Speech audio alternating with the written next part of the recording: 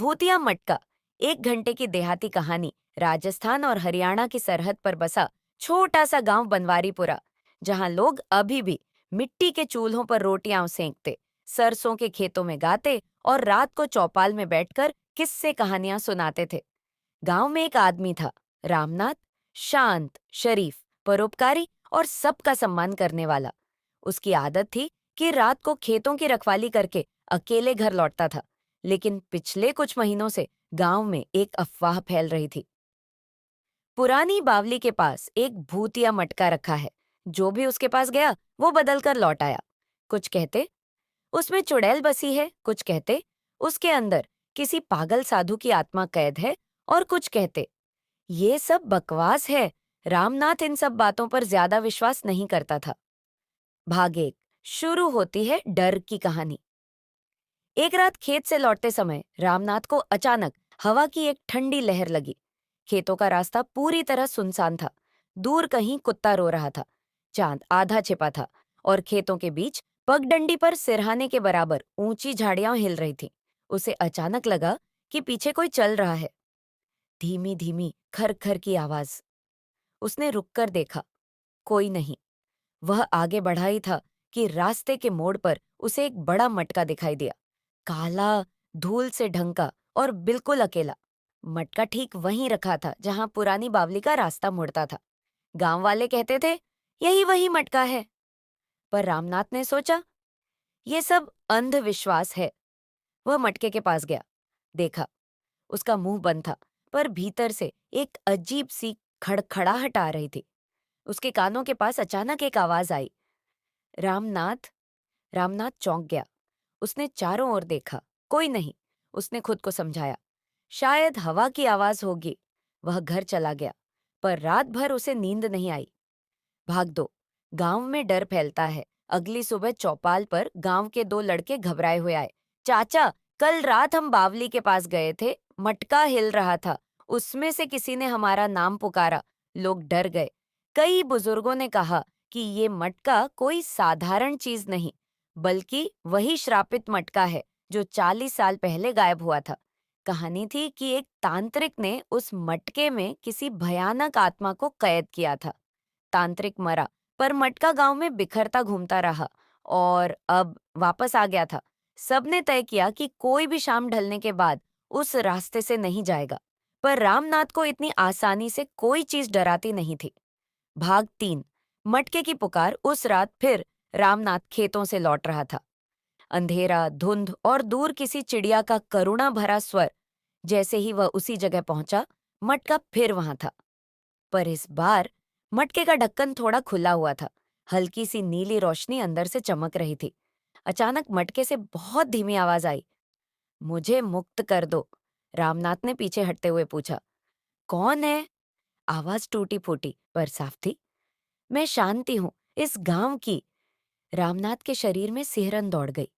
शांति 25 साल पहले गायब हुई एक युवती का नाम था। पूरा गांव उसे मर चुका मानता था।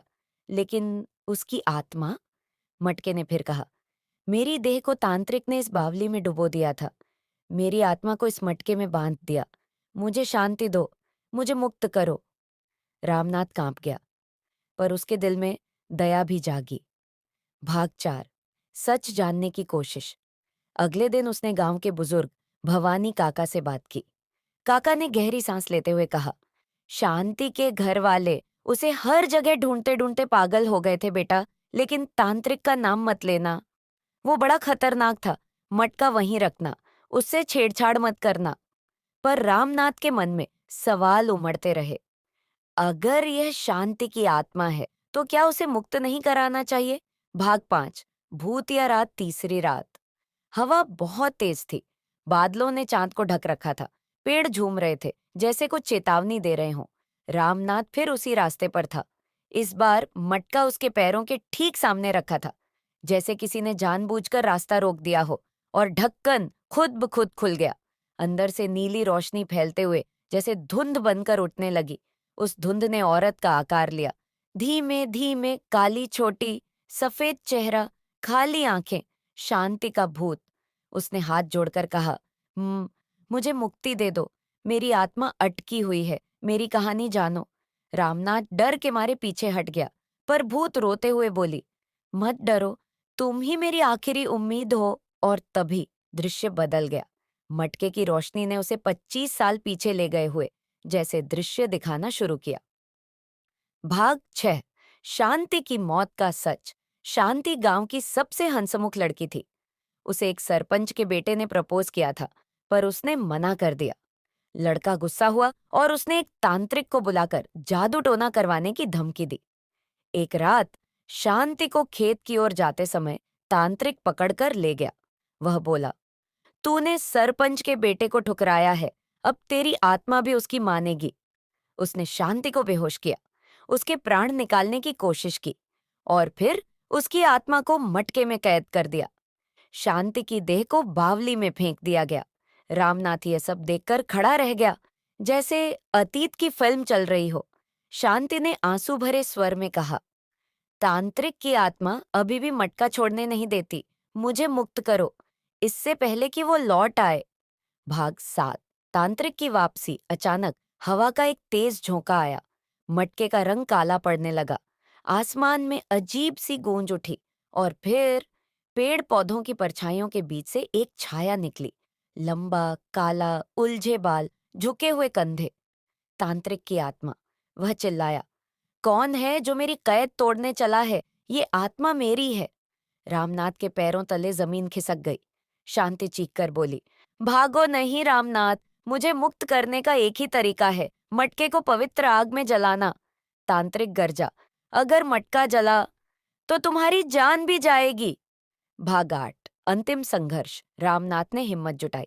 वह बावली के पास रखे सूखे लकड़ों की तरफ दौड़ा और चूल्हे की चिंगारी से आग जलाई। तांत्रिक की आत्मा हवा में घूमकर उसके आसपास मंडराने लगी।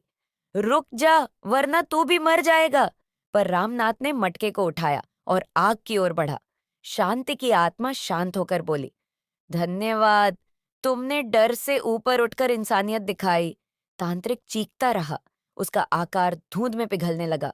रामनाथ ने पूरी ताकत से मटका आग में फेंक दिया। मटका टूटते ही एक तेज चीख, फिर रोशनी का विस्फोट और फिर पूरी खामोशी। हवा ठंडी पर शांत हो गई। तांत्रिक की आत्मा गायब हो गई और शांति की आत्मा धीरे धीरे आकाश में उठकर बोली, मैं मुक्त हो गई, तुम्हारा उपकार कभी नहीं भूलूंगी। भाग 9। गांव का नायक। अगली सुबह जब गांव वालों ने सुना कि मटका जल चुका है, वे हैरान रह गए। किसी ने सोचा कोई पागलपना था शायद। किसी ने कहा अंधविश्वास खत्म हुआ, अच्छा हुआ।